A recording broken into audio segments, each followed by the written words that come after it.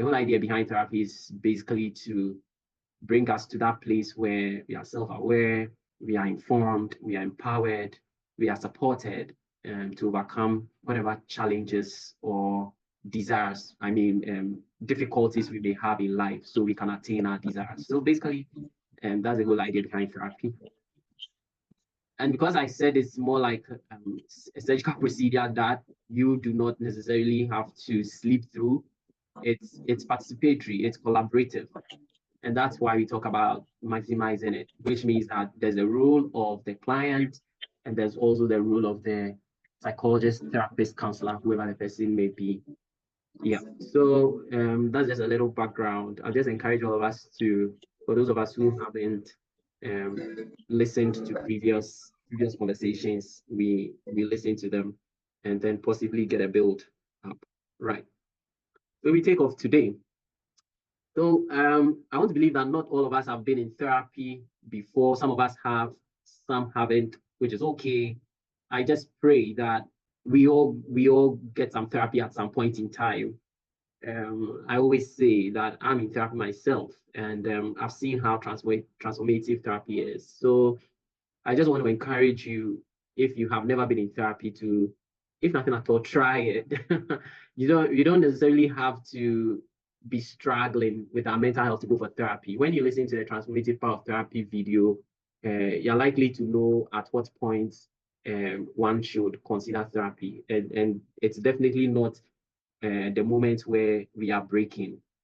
So it could be as simple as getting a check, just going to have a conversation so we come to know ourselves a bit more, and come to appreciate those around us, who to keep at arm's length and stuff like that. So I just want to encourage you, if you've never been in therapy, to try and go for therapy. It's a beautiful thing if you are to do therapy, particularly with the right person and with the right mindset.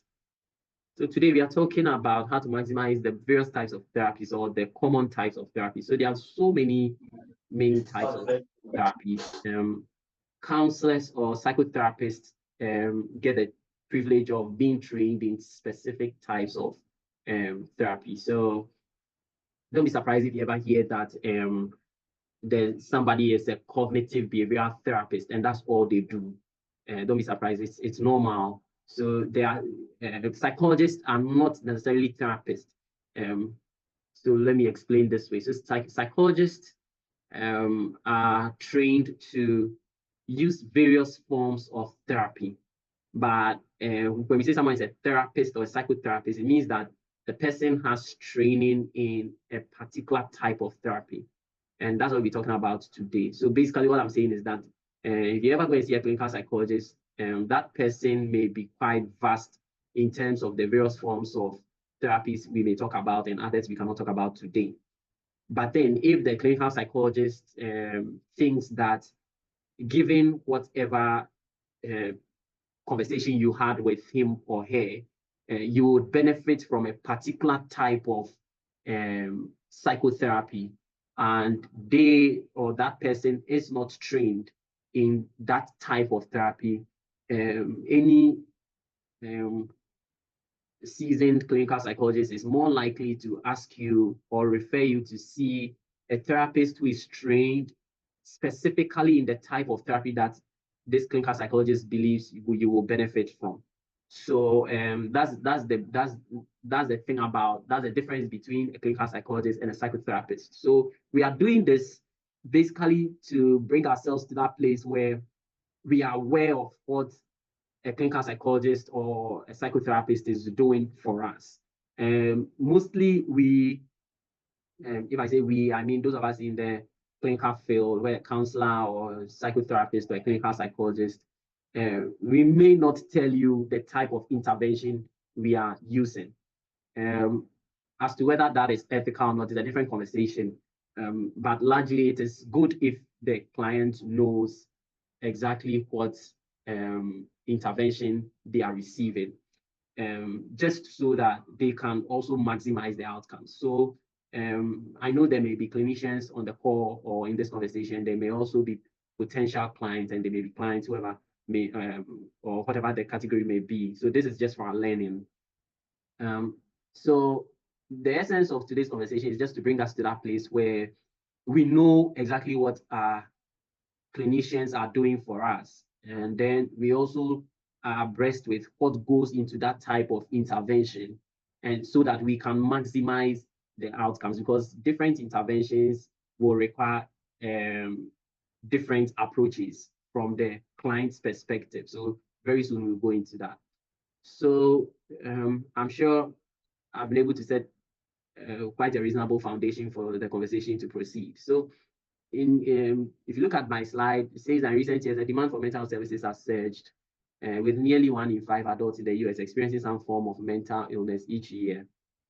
That again speaks to what my PhD work was in. I mean, my PhD work actually confirms this particular statistic, which also means that, particularly in my PhD work, I found that there's a possibility that 1 in 2 adult married person in Ghana will possibly need psychotherapy at some point because of their mental, because of their childhood history and their stresses in life. So that's just to say that for us, particularly as let me use this advisedly, like Africans, Black people, Ghanaians for that matter, we may benefit more from therapy because we are challenged in many ways, socioeconomically, culturally, which other way, academically. Our systems have a way of impacting our mental health, and I think that's what contributes to the number of people who may possibly need psychotherapy at some point in time. So if this is what is happening in the US, and based on my PhD thesis, at least I can make some deductions from that and say that a good number of us will need therapy at some point. Now, some therapies work more effectively for certain forms of diagnosis. And again, last month we spoke about maximizing your therapy session, and we spoke about how useful it is to get a diagnosis.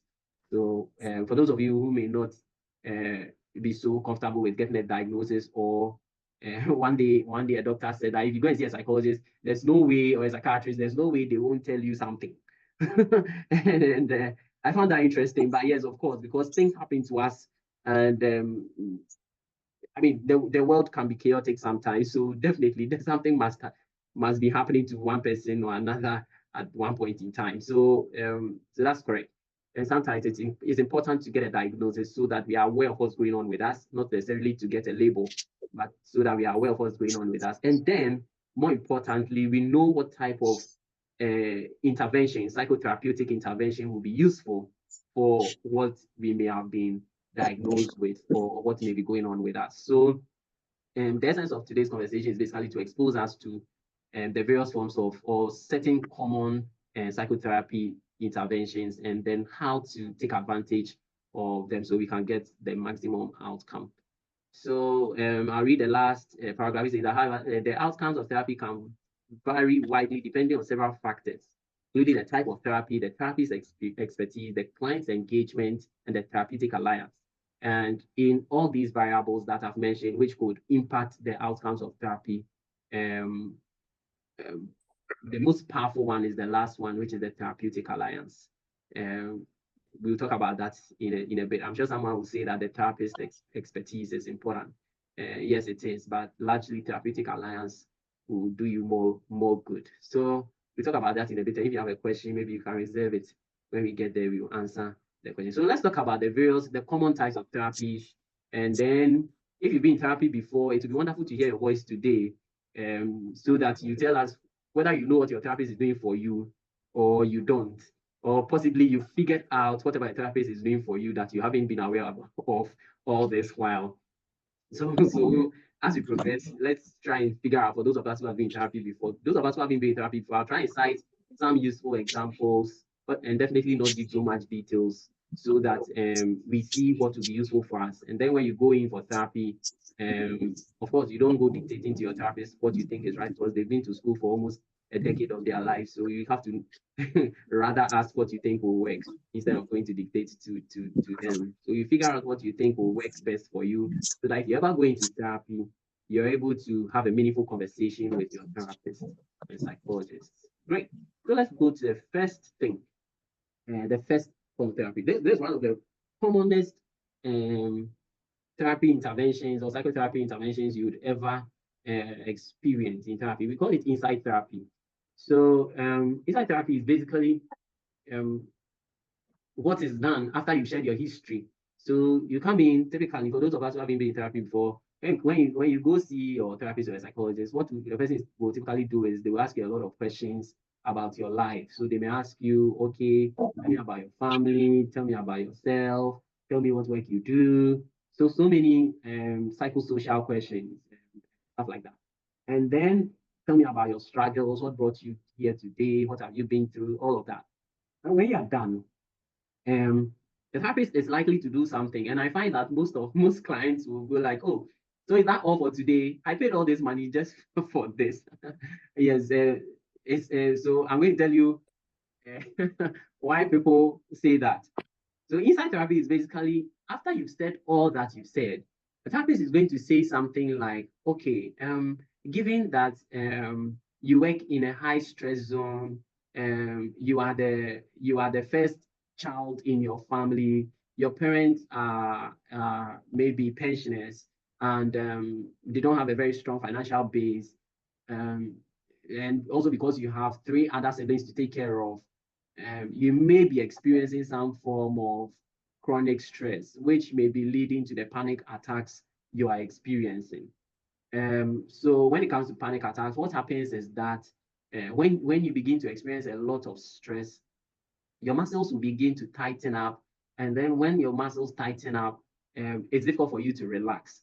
And once it's difficult for you to relax, and yet the stress hasn't abated, you are more likely to feel overwhelmed whenever the stress is there and you cannot seem to relax. And that will result in your heart beating a bit faster, and then your vision becoming a bit blurred, and then you feeling that your head is a bit light, and you feeling a bit restless and all of that. So that is a classic symptom of a panic attack. Now, when your therapist does that, something like this, so I just gave a hypothetical case, and then I try to explain what would possibly cause the panic symptoms a patient or a client may be presenting. So once you hear your therapist talk this way, the therapist is actually doing what we call insight therapy. So what the therapist is doing is basically giving you relevant clinical knowledge about what is going on with you. Now, for a lot of people, um, it sounds like mere information, but how do you maximize your insight therapy? Um, the best way to maximize insight therapy is to consider whatever explanation your therapist is giving you as the first step to your recovery. Why? Because, excuse me, knowledge is power. And when you know what is going on with you, largely you are more likely to understand um, how you feel subsequently. And then you're also more likely not to feel restless, overwhelmed, and overpowered by how you're feeling. So insight therapy is basically that therapy that exposes you to relevant information about what is going on with you and why it is happening to you the way it is. And then also the signs behind what is happening to you. So once your therapist explains to you and you know that a panic attack, largely, once you're not hypertensive, there's a likelihood that a panic attack will not kill you if you're not hypertensive, diabetic, you don't have any underlying medical condition. When you're experiencing a panic attack, chances are you're more likely to feel calmer about it because the initial thoughts that, hey, what is happening to me? Am I going to die? Will not um, keep coming to mind because you know what is going on in your body and the reasons why that will not kill you. And so that is why we consider insight therapy an intervention. I'll give you a good example, clear case.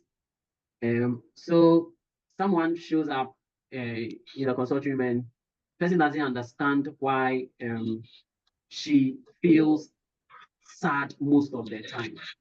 So because according to her life is perfect as it were. She doesn't have any worries. So why am I feeling sad? So after I explained what made her, what could be precipitating that, even though it was outrightly unconscious to her. What she did in terms of maximizing her insight therapy session was that she picked her notebook and she wrote down exactly what I said with the intent of reading more about it.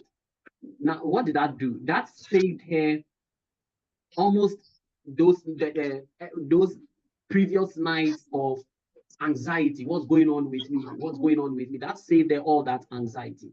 So by the time she was showing up in the next session, a good part of her mental health had been worked on because she had relevant knowledge. She had scribbled or written whatever she picked as a result of my explanation, and she went back to do further reading on whatever I explained and realized that, oh, okay, so this is possible. This actually happens to people from time to time, and there's a way out of it. So once she got that insight, she had the light, and then she could move on with her life. And what people typically don't do, which I advise, which I'm advocating for, is that whenever, for some people, they're unable to maximize, or yes, they're unable to maximize their insight therapy sessions because they just consider it as information.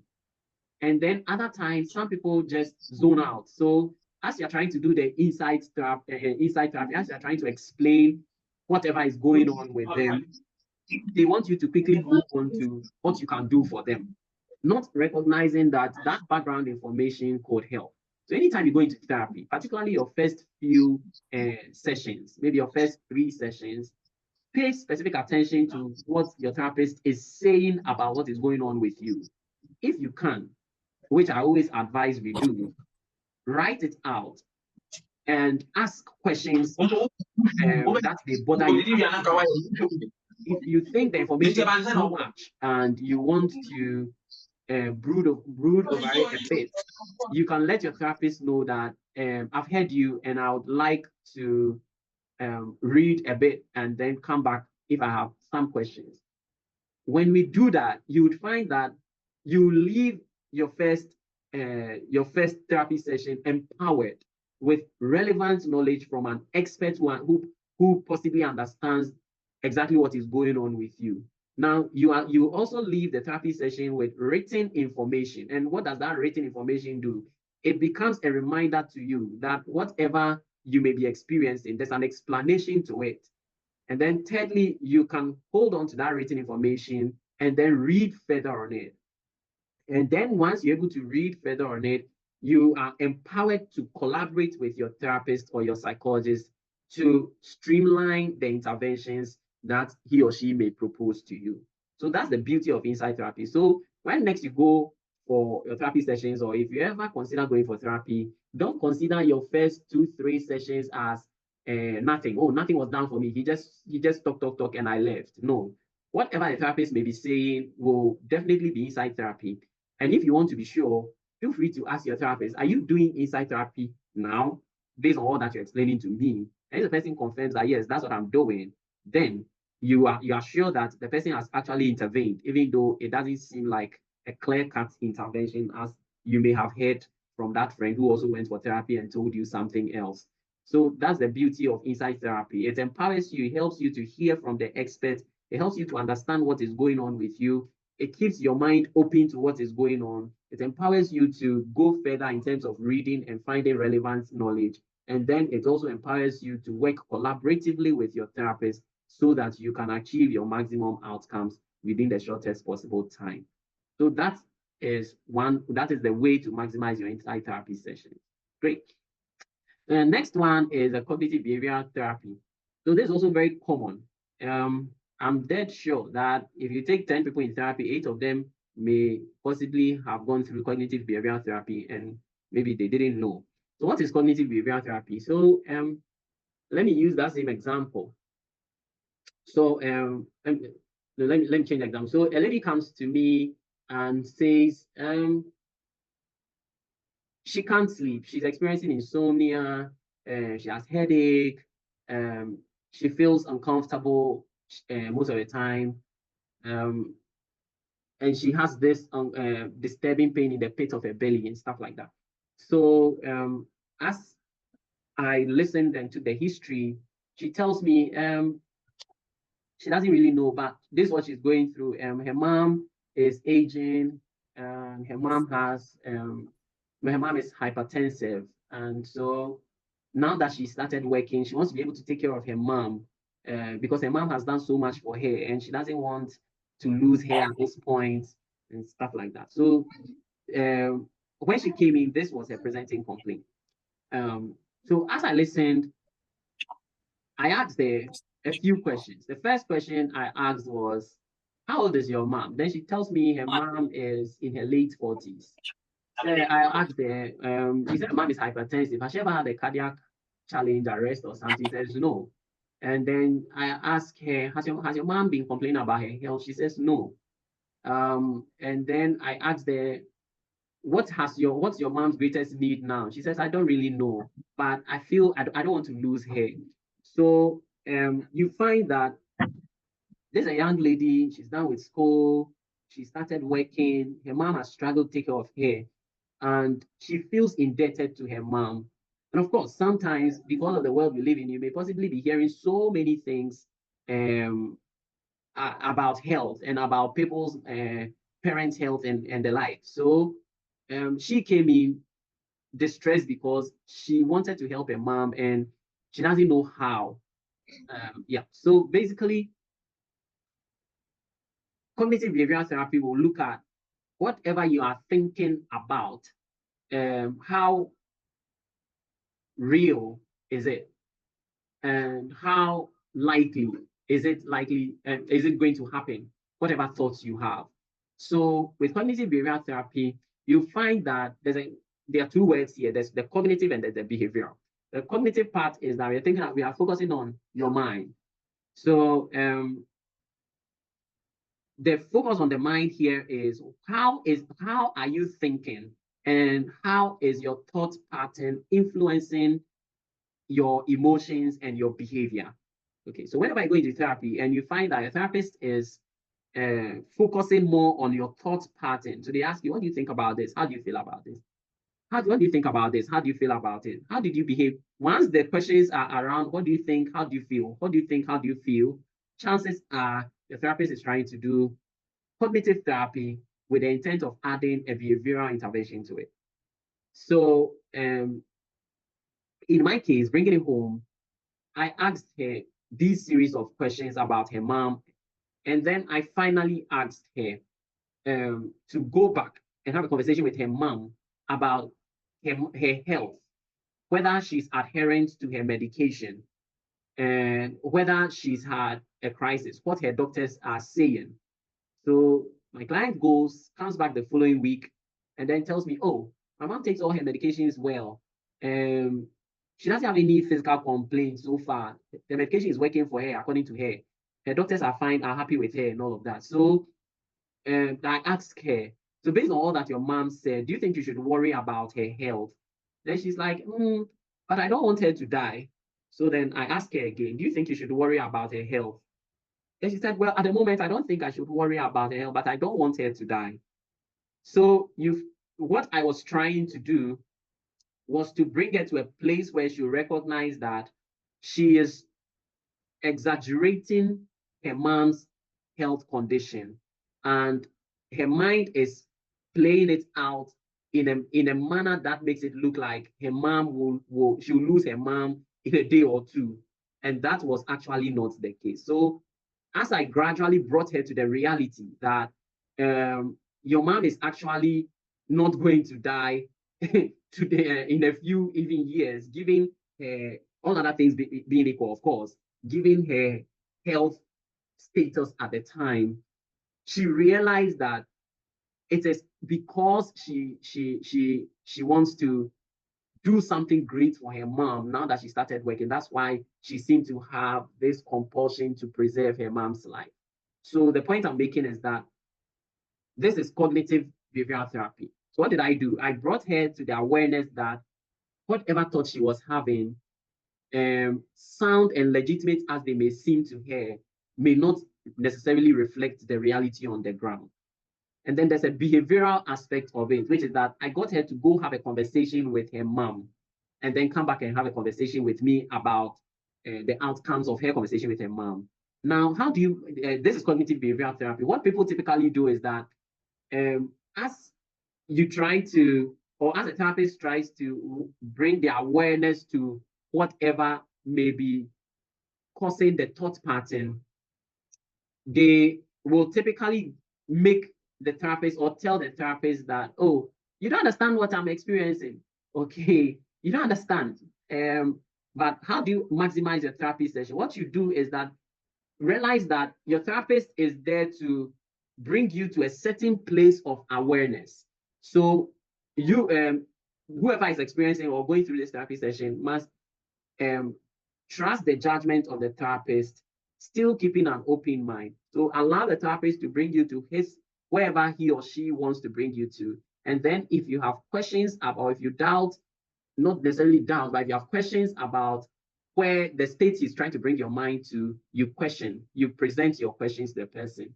So one way to maximize your cognitive behavioral therapy or intervention is that try to work with your therapist, try to see essence in what your therapist is saying without necessarily losing your ideas, your original intent.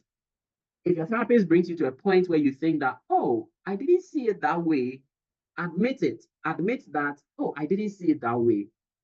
Like we shared last month, therapy is not a place where we try to lock horns intellectually. Therapy is not the place where we try to prove our intellectual prowess. No, it's a place where we collaborate so that we can heal. So work with your therapist in such a way that you understand his thought pattern, and you can actually ask your therapist to write down what he's noticed or the thought pattern and bring you to the expected end. So this is something I typically do for some of my clients. We write down the thought pattern and then we challenge it. We challenge the thought pattern gradually to the point where the client comes to a realization that whatever they held as reality may not necessarily be what it is, given the present circumstance.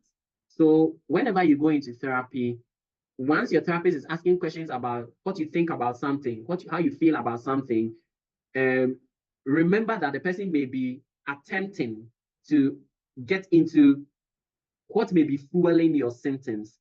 Work with the person, write down, if you can, the process the person is taking you through. So, okay, you said my mother is 47 years, and so she's quite a young person and may not be predisposed to a cardiac arrest. So you write it down. You also said that I don't have the full information about my mom's health, which is something I'm going to investigate. So you write it down. You also said that my mom, all other things being equal, is likely not to pass on because of her health status and her coping mechanisms and her adherence to a medical intervention at this time. Write it down. And based on these things, you are telling me, you, the therapist, you are trying to bring my awareness to the fact that based on these things, my mom is not likely to die as I am thinking. You write it down. Then you ask yourself, what homework have you asked me to do? You want me to go and have a conversation with my mom about her health, right? You write it down. Then when you go do your homework, you write down the outcomes of the conversation you had with your mom. I'm talking about my patient you have with your mom. So you come back into therapy armed with relevant information. Then the outcomes will be clear to you that, oh, okay, I didn't consider that my mom's age does not predispose her to this and that. I didn't consider that my mom has a very good health seeking behavior, which also prevents her from experiencing a sudden death. I didn't also, so now it becomes clear to you that whatever the therapist is trying to bring your awareness to is actual reality, and how you felt, legitimate as it may have been, was not the reality after all. Then you can have some sleep when you go to bed. So this is one way to maximize your cognitive behavioral therapy sessions. Be systematic with your therapist. Whatever process your therapist is taking you through to bring your awareness to something, try, if you can, to document it so that when you leave the consulting room to your house and the thought flashes through your mind that, my mom could still die. The last time she called me, her voice wasn't the regular. It wasn't what I typically hear. you can go back to your notes and say that, okay, but I haven't asked about this, I haven't asked about that, I haven't asked about that. So let me go back and ask.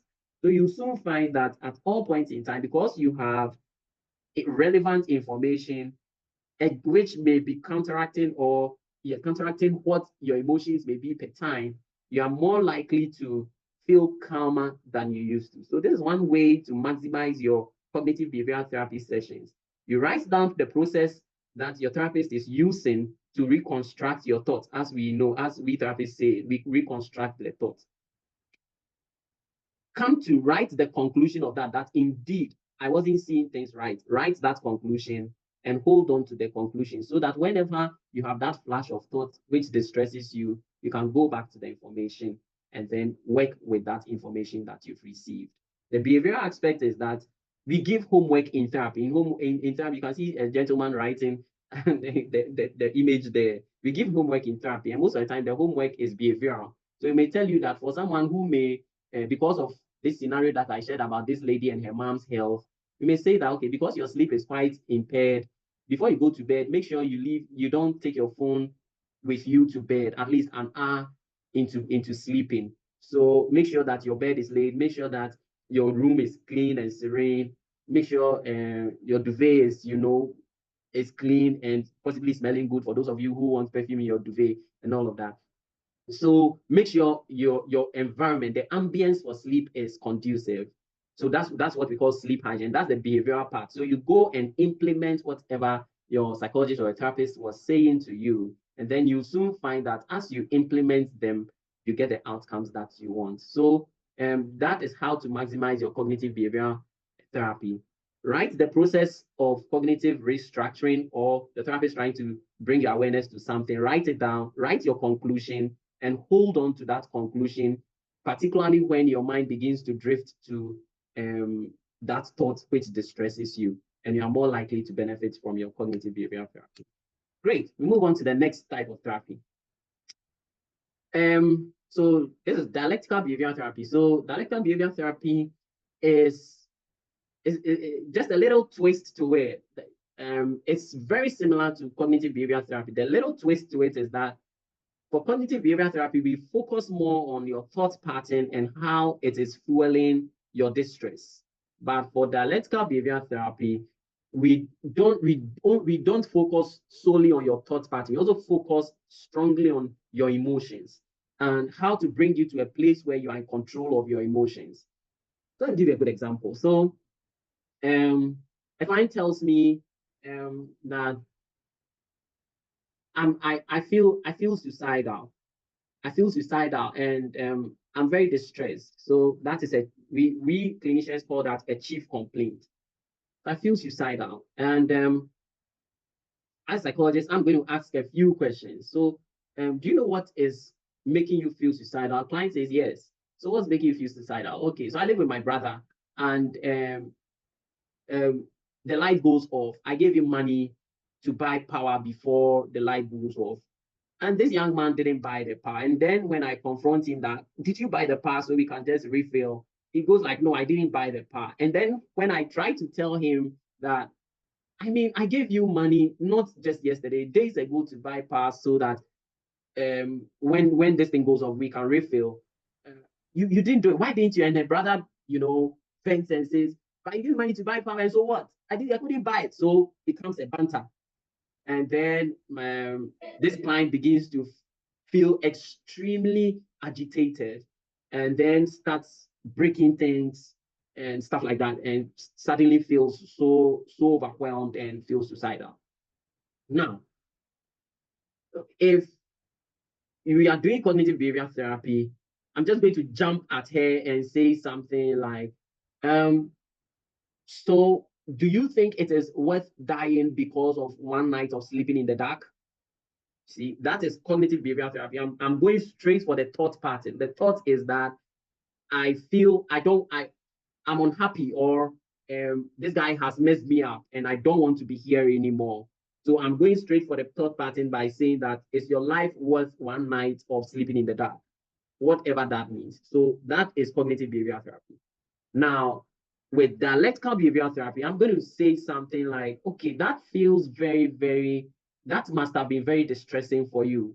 I can imagine how you felt because I mean, sleeping in the dark and sometimes it's warm and stuff like that. So if your therapist begins to affirm your emotions, they are more likely to be doing dialectical behavioral therapy. And it is also because sometimes for clients whose emotions sometimes may feel or sometimes uncontrollable, they just seem to find it difficult getting a hang on their emotions. You need to do this type of intervention. Now, how do you maximize dialectical behavior therapy? So if you're going into therapy and your therapist will usually affirm you, validate you, and affirm your emotions. If your therapist focuses more on your emotions, allows you to talk more about your emotions, and then helps you to regulate your emotions, like bring you to a place where maybe the therapist tells you how to breathe, how to walk away, how to count back, how to tap and stuff like that to reduce your the way your emotional distress. That therapist may be doing dialectical behavioral therapy. How do you maximize this? Anytime you are doing therapy which is focused on your emotions, try to um, engage your therapist by role playing. Okay. So whatever your therapist tells you to do. So if therapist tells you whenever you feel emotionally distressed, breathe in. Ask your therapist, how do I do that? Okay, ask the person, how do I do that? Don't assume that you know how to breathe in and out. So ask. And then tell the therapist that, okay, so given the last experience I got, like what I just shared, where this sister is so upset with the brother that she begins to break things. Tell if tell the therapist. I'm using this young lady as an example that she if she wants to maximize her dialectical behavior therapy, she's going to tell the therapist that can you, just in case this happens again, tell me, let's play it out right now. So we role play, you mimic whatever happened. So let's say your brother begins to shout at you. How do you feel? So this is what I would do with my patient, my client. How do you feel? So when my brother started, so she begins to recount. When my brother started shouting at me, my heart started beating so fast and I started trembling. Great. So now that you feel like, now that you are trembling, what do you do? So now you are going to role play. Let's breathe now. You are trembling. Imagine you are trembling. Let's breathe now. So we begin to breathe. You begin to breathe till you feel calm. Then the client, you report to your therapist that, oh, okay, now I feel calm after breathing with you. You leave your therapy session having had a fair idea how to progress, how to come out of that intense emotional state. So typically what people do, again, in therapy is that their therapy is to say something like, when you feel distressed and you cannot help yourself, breathe. And they'll say, okay. And then the therapist to say that when you have flash of thoughts flashing through your mind and you just can't seem to hold yourself together, focus on your body, focus on what is going on in your body, focus on the sensations in your arm. And they say, okay, now if you do that, you're not maximizing your dialectical behavior therapy session. So the best way to maximize is to role play with your therapist. So whenever you go into therapy and your therapist is doing dialectical behavior therapy, or the therapist is, you notice your therapist is focusing more on your emotional response to things, tell the therapist to role play with you. Sometimes it feels awkward for some people. It's like, what are we doing here? But that is the best way to maximize your therapy session, particularly if it's dialectical behavior therapy. So make sure that in your next appointment with your therapist, ask the person, are you doing cognitive behavioral therapy or you're doing dialectical behavioral therapy? If the therapist says, I'm doing dialectical behavioral therapy, then tell the therapist that, okay, so whatever we are doing here or whatever you tell me to do in the face of my challenges, I would like us to role play. And then your therapist is likely to do that with you. So that is one way to maximize your therapy, your dialectical behavioral therapy sessions, apart from what I shared with the cognitive behavioral therapy. So you take all that I said regarding cognitive behavioral therapy. The addition to that is role playing, and then writing your feedback on how your role play went. So when you go back home, you go back with the intent of practicing whatever was done in therapy. So what some people do is that when they leave the consulting room, they are back to self. and this is who I am. If you shout, I shout. If you hate, I hate. If you do that, you waste all your therapy sessions. When you leave in therapy, particularly if you are doing dialectical behavioral therapy, you leave therapy with the intent of going to implement whatever you were taught. So you leave therapy and somebody just looks at you in a certain way and go like, do I know you somewhere? And then just the tone of the person puts you off. And then you notice that your heart begins to beat very fast. You quickly implement whatever you were taught, whatever you role played in therapy. So you and your therapist agree that whenever you notice your heart is beating very fast, you either walk away from the situation and you start breathing. So once you implement that, you notice that you are mastering your emotions as the time progresses. So for dialectical behavioral therapy, this is the best way to go. Now, let me say this before we move on to the next one. I don't know, for those of you who drive and possibly drive manual vehicles or can't drive manual vehicles, you find that when you start driving manual vehicles have a gear, and the gear, you need to shift it. So you shift it to first gear, second gear, third gear, fourth gear, depending on the speed you are moving at. Now, when you start learning how to drive, largely you would find that you would want to look at the pedal, so the clutch and the brake and the accelerator. You may want to look down to see which one to step on, and then you may want to look at the gear to see whether you are shifting to the first gear or to the third gear, depending on how you're driving. But over time, as you perfect your driving, you soon find that you can just locate without looking for where the pedal is and where the gear is. What am I saying? I'm saying that when we practice what we role play in therapy, very soon it becomes involuntary behavior. So you don't have to think through it. So from the onset, the therapist will tell you, whenever you feel enraged, do this and that. And now you have to remind yourself, okay, I feel enraged. Okay, I need to do this. And then you start doing it. Over time, you soon realize that whenever you feel enraged, it becomes an automatic response. You don't have to remind yourself what to do. It just becomes an automatic response. So that's just a quick addition to dialectical behavioral therapy. Great. Let's move on to the next the next therapy. Okay. So psychodynamic therapy. So let's move a bit fast. So psychodynamic therapy, you'll find that sometimes you go for therapy and the therapist is constantly asking about your childhood. What happened to you? Did this person do this to you? What dreams did you have? Do your dreams usually come to pass? When you find that your therapist is asking questions about your childhood, about your dreams, about certain forms of premonitions, like certain things coming to you, chances are your therapist is trying to do what we call psychodynamic therapy. So they are trying to get into your unconscious mind, and they are trying to look at how your past experiences may possibly be influencing your present behavior. So when you go for therapy and a therapist is centered, like I have earlier mentioned, that inside therapy may not center on all of that, cognitive behavior, dialectical may not center on all of that. When your therapist is centered on childhood experiences, your traumas, and things like that, they may be doing some form of psychodynamic therapy. Now, psychodynamic therapy is not a very comfortable thing to do. So a lot of people run away from it, or sometimes in therapy, they dismiss it. So when I say they dismiss it, what I mean is that the very moment their therapist wants to talk about their childhood, they go, I don't want to remember that. Or, oh, this thing, let's not talk about it. Okay, so it's just because it can be distressing, but there's a way to maximize your psychodynamic therapy sessions.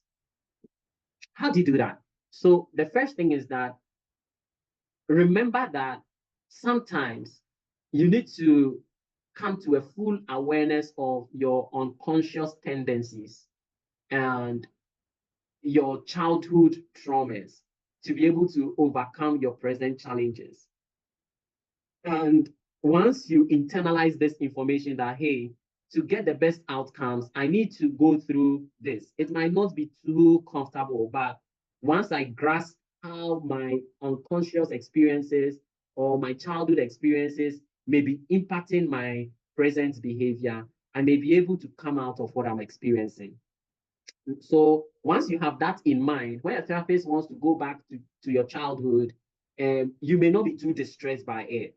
The next thing is that you're also more likely to come to the place where you're able to sometimes document some of the flashes or flashbacks you get, such that you go into therapy already armed. That hey, do you know, after my last therapy session, when I went back home, I remembered something.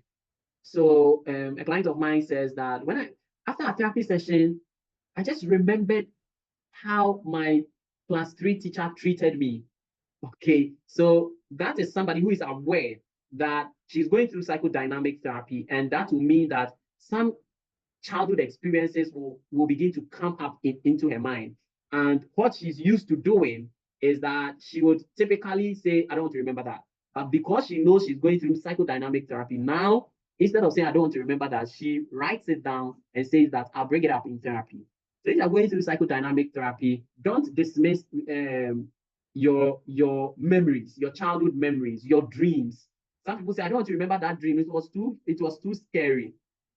You don't have to detail all your dreams, but you can have something that will remind you that, okay, I had this dream, and you jot it down somewhere with the intent of bringing it up in therapy.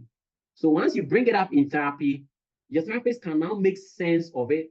And anybody who is trained in psychodynamic therapy knows how to some extent, make sense of your dreams, make sense of your childhood experiences, and can leverage on that to help you. So if you're going through psychodynamic therapy, when you have thoughts from childhood, try to jot them down.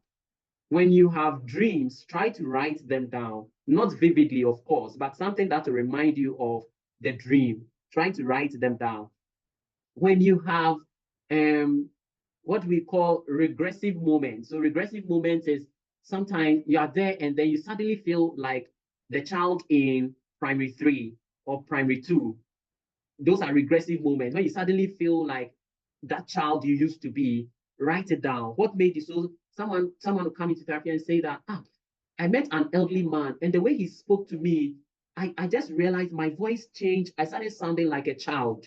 Great, you write it down, because your therapist needs that data to help you navigate your childhood experiences, your unconscious processes, and then bring you out of some of those things which may be holding you down, and then help you maximize your life now. So the best way to maximize your psychodynamic therapy sessions is to try and keep a journal, not a very detailed journal, but a simple journal that will remind you of your regressive moments, your childhood experiences, your dreams, and certain patterns in your life. The second thing is that decide that as you write these things down, you bring it up in therapy. So whenever you show up for therapy, and tell a therapist that, or your psychologist that, a few things came up in between our session and I want to bring it up. And so you can let me know when to bring it up. If you think I should bring it up now, that's fine. But if you want us to work through something and I bring it up later, that's okay. And that would be based on your agreement with your therapist. Some therapists will say that, okay, let's talk about it now. Let's shelve what we are doing and let's focus on this, because sometimes that kind of information can also help your therapist come to a better conclusion of what is going on. So that's also another way. The third one is that if you're going through psychodynamic therapy, try your best to keep a good self-care habit, because it can be distressing. There are times that you leave therapy and you go home very distressed. You'd go home like with all those memories you really didn't want to have. And so try to give yourself some good treat. And I always encourage, if you're going through this type of therapy, don't don't go for therapy and go to work. Okay, schedule your therapy sessions such that you can go for therapy, and right after therapy, you can go home and get some rest, or you can go to a restaurant and eat some good food, or you can do some walk, something that will help you relax. Okay, so if you're going through psychodynamic therapy where we're exploring a lot of traumas, don't fix your therapy in between work, in between major things like an interview, stuff like that. Try to fix your therapy at times that you can leave your therapy session and just go and get some rest somewhere, or hang out with some good friends, get a good laugh, and then move on with your life. So basically, these are some of the ways you can maximize your psychodynamic therapy sessions. Great.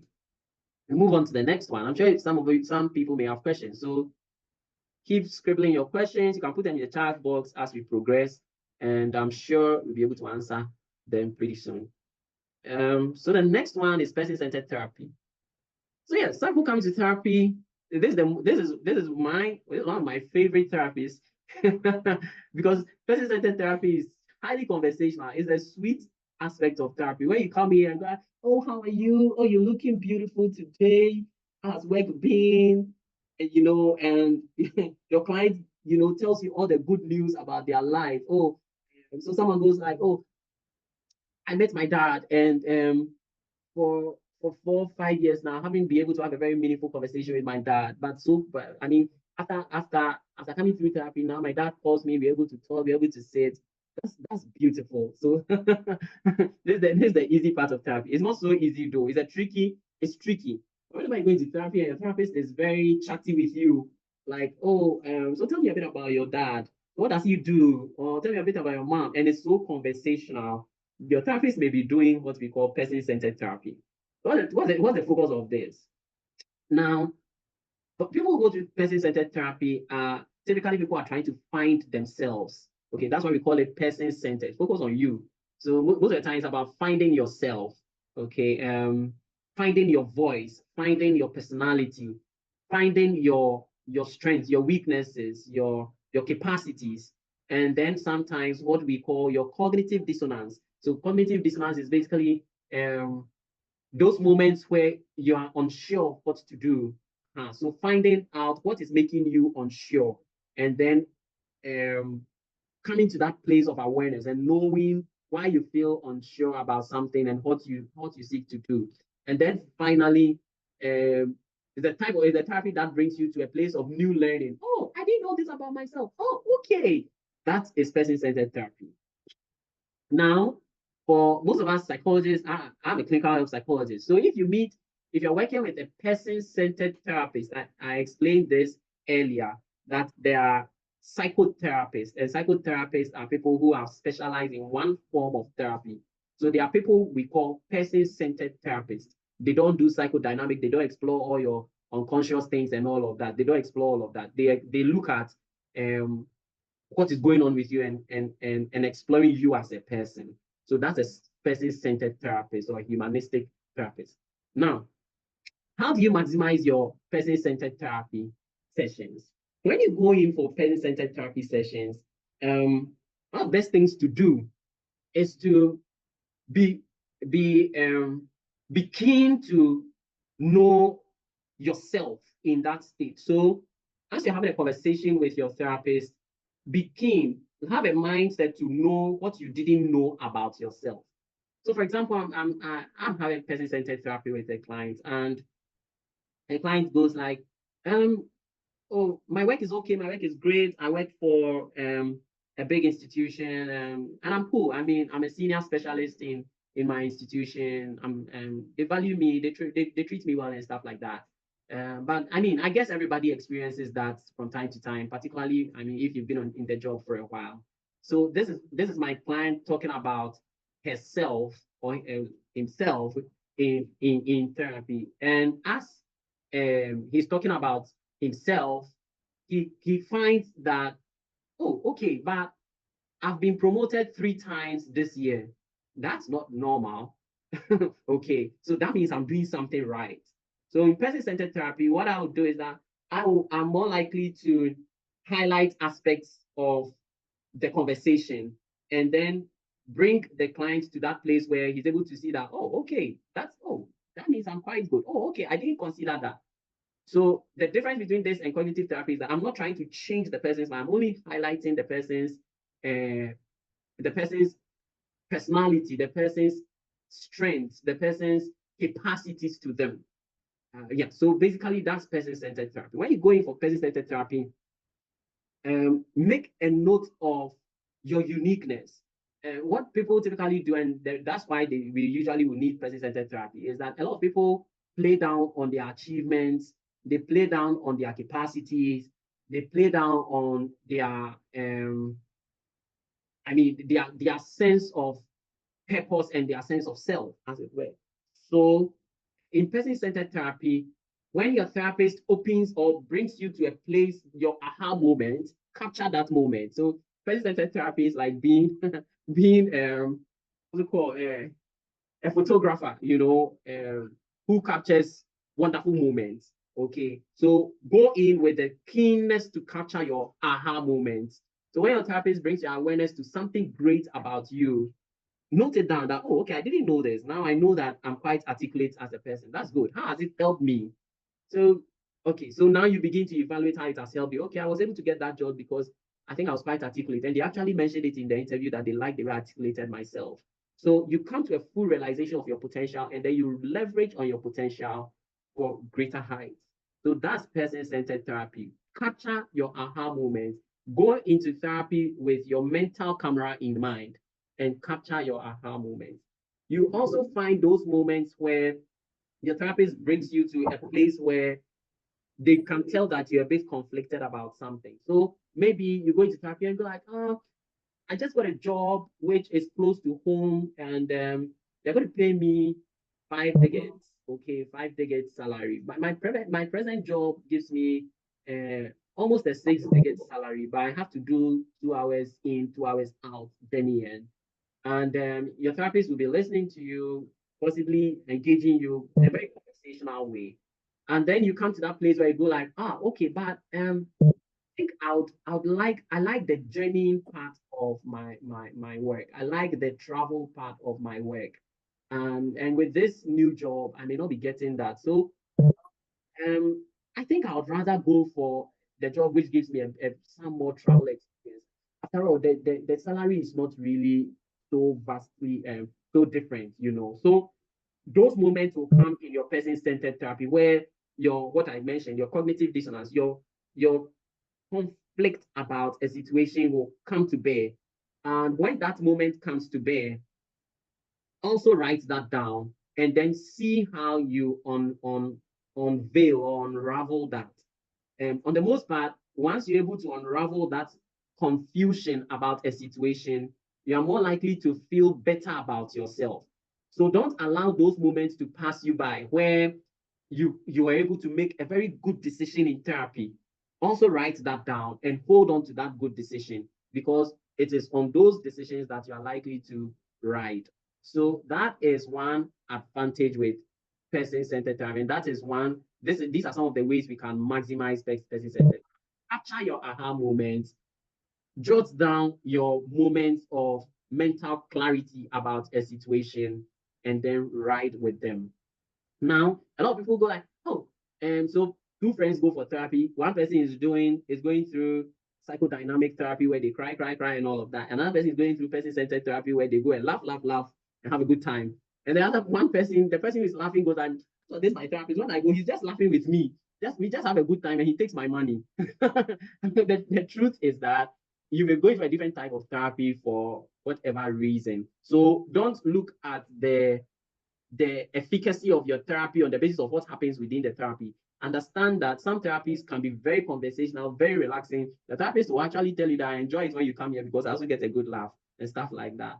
It doesn't change the fact that something good is happening. So capture your aha moments. If you find it difficult to capture your aha moments, tell your therapist to help you capture some of those moments so they can highlight something. I think you should make a mental note of this and then we move on. We work a bit on it to see how great it is. And over time, you'll be able to pick your aha moments. Great. Let's move on to the next one. I hope your mom almost done. So this is a very quick one. Family therapy. I'm sure most, as the name suggests, family therapy is where the family comes together for therapy. Basically, let me not drag it too much. So in family therapy, we can do all the other forms of therapy. So I was talking about inside therapy. In family therapy, we do inside therapy. In family therapy, we do cognitive therapy, behavioral therapy, all the other types of therapies.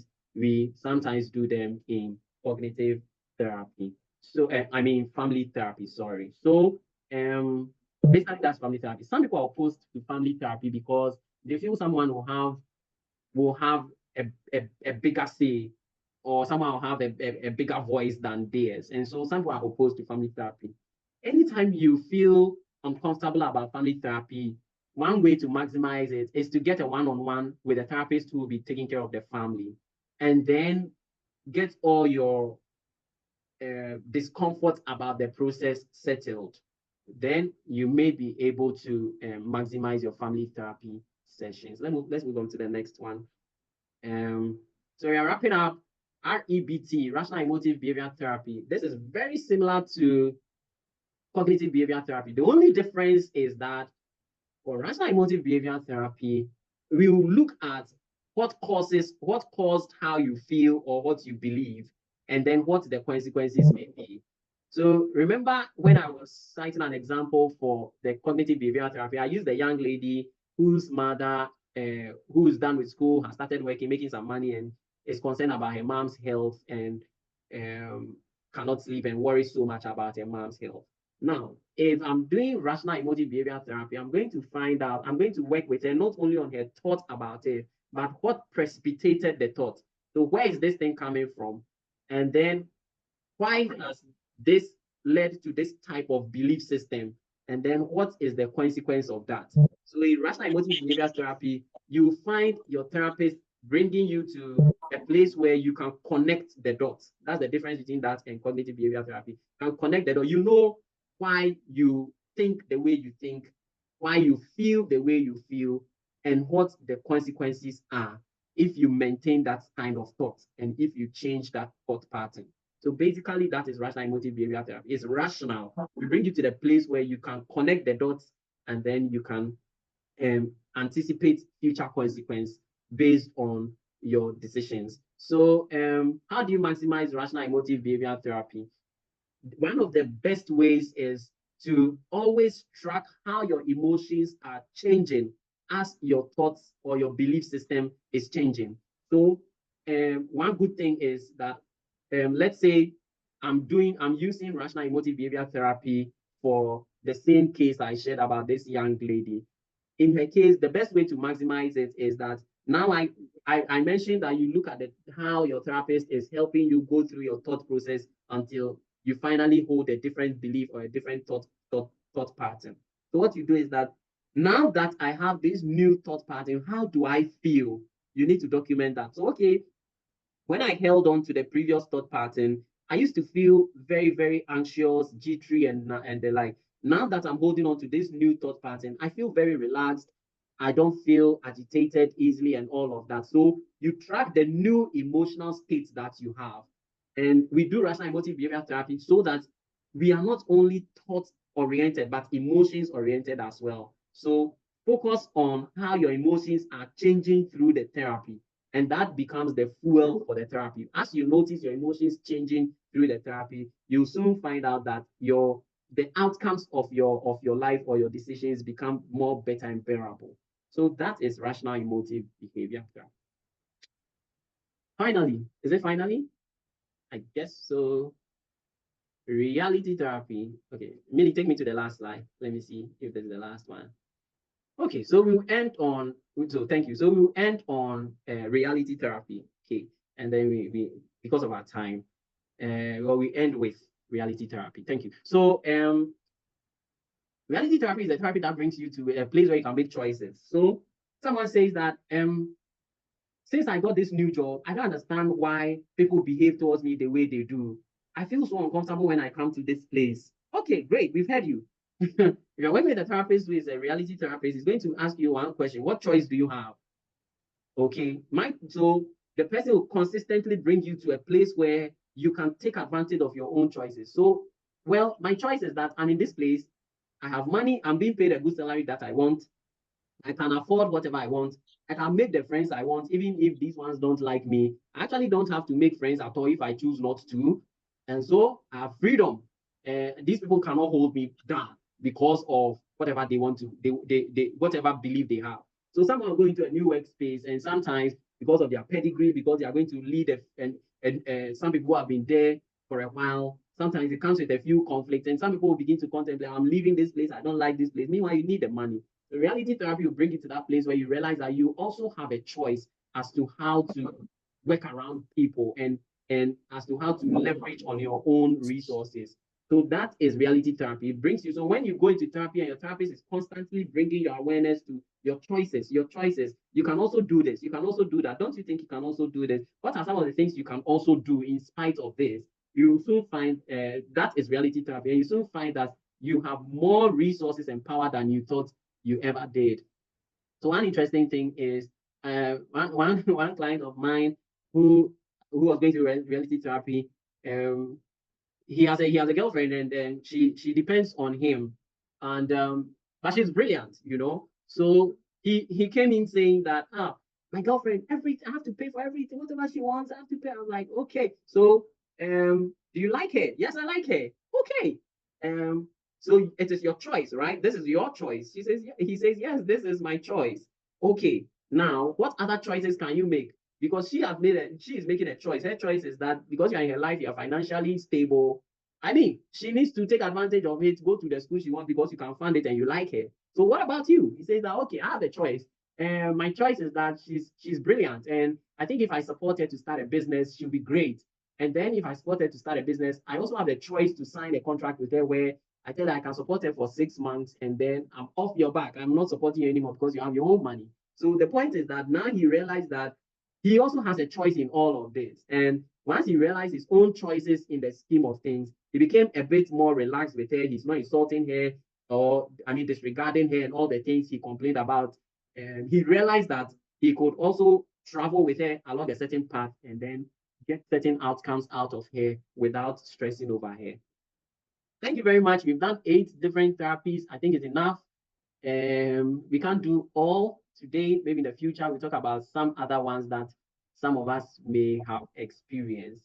We appreciate your time so much. And for those of us who have questions, we'll be glad to answer your questions. Thank you very much. And here's kind of therapy I would need. Looking at my Wow. Okay. So how do I know what type of therapy I need? So it depends. If you're self-aware, like the one that we know about these therapies, I've cited a few examples. So if you know that you want to work through your childhood experiences, then you're sure that you may be leaning towards psychodynamic. If you have some choices to make, or you want to explore yourself, or let's say you want to explore yourself more, then you know that you may be leaning more towards person-centered therapy. But that said, try to try to work with your therapist. So when you go in for therapy the first time, even if you have an idea what type of therapy will work for you, the best thing to do is to ask your therapist. So given what I've said to you based on my history, what type of therapy do you intend working with? I mean, doing, as it were. So then your therapist may say that, okay, I'm going to do 4 different types of therapies based on what I've heard. So in your first 3 sessions, I'm going to do insight therapy because given the history, I think you need to understand this and that and that and that. And then after that, I may more likely do cognitive therapy because I've noticed this and that thought pattern that we possibly have to work through.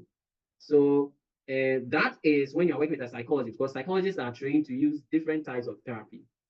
Now, if you're working with a psychotherapist, now the psychotherapist, if the person is a cognitive behavioral therapist, the person will tell you that, okay, given your history, because I am a cognitive behavioral therapist, I'll be able to work through your thought patterns and the rest. But if I find that you have some unconscious childhood experiences or traumatic experiences and all of that, then I'm more likely to refer you to see a psychologist or refer you to see a psychodynamic therapist. So basically, you go in open and then you discuss the interventions with your therapist. If you are seeing a psychologist, good for you, because on the most part, a psychologist is more likely to use what we call an eclectic approach, where he combines different forms of therapies based on your need. But if you are seeing a psychotherapist, they can have a conversation as to whether the person's training and experience will be able to help you with whatever you are presenting with the person. I hope this is useful. How do you maximize a client's resilience to stay in therapy? Okay, how do you maximize the client's resilience to stay in therapy? So I'm actually talking about this particular thing with my team in a few weeks. Maybe we'll record it and share in detail. But in simple terms, I'm sure the person asking is a clinician because of the nature of the question. If the person is a clinician, then what you do is that you need to help your client understand what is going on with them. every clinician, that's you must be able to bring their clients to that place where they are able to understand what is going on. And then secondly, help your client recognize how much you can help him or her. And then thirdly, if there's an aspect of the intervention you are not too strong with, you help your client to see another person who is strong in that area. Then finally, you help your client know the window within which you are working. Once you're able to help your client understand what they are going through, understand the window within which you are working, understand your skill set and what you can do, and understand at what point you are likely to refer, they are very likely to trust your judgment because you didn't say you are Superman and you can do everything. That's one. The other one is that always close your sessions well. If you're a psychologist or a therapist here, close your sessions well. Don't close your sessions leaving your client wondering what's next to do about their situation. No. Always make sure that you bring your client to that place where the client is leaving with something, either to work with or to chew on. And once you're able to do that, your client will be able to work with you. And then finally, don't dictate things to your client. Work collaboratively because for me, in my years of practice, I've realized that your client possibly understands what is going on with them more than you think you do over your whatever years of training. So be collaborative and be willing to learn from your clients. Once you're able to do that, chances are your client will be able to stay with you as you help. The next question is, this person is asking about hypnotherapy. Okay. So this person is like, is it also done in therapy session? And how is that? What form of questions will you use to identify hypnotherapy? When and why is it used? Okay. That's interesting. It's a whole topic on its own. But let me see if I can briefly respond to this. Yes. So, how to identify that hypnotherapy is being used is that you'd typically for hypnotherapy, let me start off well. Typically for hypnotherapy, you'll be told about it because we need to find out whether you are hypnotizable or not. Not everybody can be hypnotized. So whoever is working with you cannot hypnotize you, as it were, without your consent. So your therapist is more likely to find out do a quick assessment to find out whether you are hypnotizable. That's one way to know. The other one is that the posture of the therapist, the procedure, sometimes the procedure will also determine whether it's hypnotherapy or not, because hypnotherapy is typically procedural. So you'll be able to tell if you are being hypnotized or not. For a very skilled hypnotherapist who may not need procedure, it's usually unethical for them to hypnotize you without your permission. Because when you hypnotize someone, you are taking over their thoughts, you are taking over their unconscious processes. And we are not trained to take over people's mind. That is wrong, even if you can. So, on the most part, for hypnotherapists, you are likely to be told that this is the intervention we are going to use, and then you go through the procedure or the process. I know this is brief, but I hope it's useful. Thank you. Is it possible to have 2 or more type of therapy sessions? If yes, how do you navigate around it since they all have different mechanisms? And can they be interrelated or integrated? It's possible. So I've answered the first part of it. How do you navigate around it since they all have different mechanisms? So you would find that sometimes therapy, depending on what we are working on, a client will come and then you're busy working on the person's thought patterns, trying to reconstruct their thoughts and all. And then in their next session, when they come, or even before you end the session, once the therapist or the psychologist knows he has been able to help you through that thought pattern and has been able to reconstruct the thought pattern, you soon find that therapist will now begin to talk about other things which are a bit more relaxing, a bit more self-exploratory, asking about your life and how you are living and how well you are doing and stuff like that. So that will be your therapist shifting from a cognitive approach to a person-centered approach within that same space of time. It requires a bit of skill and experience, though. Some people will do one therapy session within one type of therapy intervention in a specific session. So some people focus and do cognitive behavioral therapy or cognitive therapy in one session, and then the next session they focus and do person-centered therapy or relative therapy, whichever. But if your therapist is quite experienced, the person can navigate, can go between interventions, various types of therapy interventions. That is possible. And sometimes they are interrelated and sometimes they are integrated. So if I say integrated, I can be doing person-centered therapy and be doing cognitive therapy at the same time. Again, it depends on skill and experience. So some therapists can actually be doing dialectical behavioral therapy and still be doing reality therapy in between that. So they'll take you in and out of it. It takes a little bit of experience to do that, but it's possible. Maybe we can have a future conversation about that. Thank you.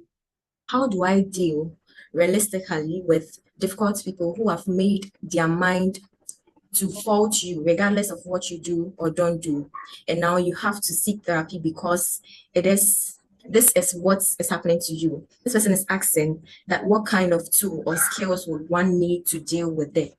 Oh, that's another one. Okay, so once you're dealing with difficult people, it's always you feel they are difficult. So once you feel you're dealing with a difficult group of people, you'd have to go for therapy.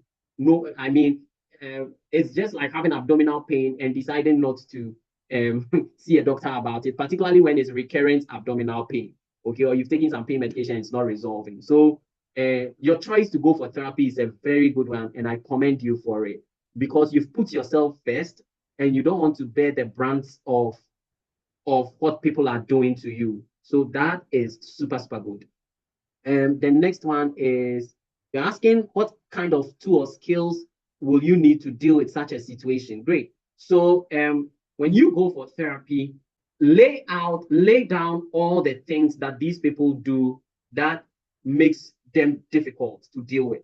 I mean, lay all of them down and be ready to let go of some. And if I say to let go of some, once people are difficult, your therapist is more likely to assume a position where they would want to be sure whether you are not triggering their difficult behavior, as it were. Now, if your therapist establishes that they are difficult because they don't understand you, or they are difficult because you don't understand them, it could be either ways, then your therapist can tailor the intervention to help you deal with them and with yourself. So now the therapist will give you the skills, the tools and the skill sets to handle yourself when you are being triggered and how to prevent yourself from triggering them. There are times that your therapist will actually will help you come to a certain realization as to, a place where you just can't help the situation but deal with it in a certain way. If it so happens that you are dependent on these people, you need them to make some strides in your life and all of those kinds of things where there are some strings attached. Sometimes your therapist will bring you to a place where you need to contain the situation until you can overcome the situation. So work with your therapist, lay all your cards on the table and try not to be defensive if your therapist is bringing your awareness to how you trigger them. Because sometimes once a person feels battered over a long period of time, as psychologists, we are trained to sometimes look at things with a bird's eye view. So we want to look at the situation, look at this side and that side at the same time. So the point I'm making is that if it so happens that your therapist shifts the focus of the lens onto you, don't get agitated. Just try to understand, ask the therapist what he means or what he seeks to gain by shifting the lens on you, and work with the therapist till you come to that place where you are empowered enough to deal with these people. But I commend you so much for seeking therapy because of this situation. You've done so well, and I commend you, whoever you are. Well done. So thank you so much for joining. Make sure you join the WhatsApp channel and then subscribe to our YouTube channel. Thank you, and we say God bless you. Meet here same time next month. Bye.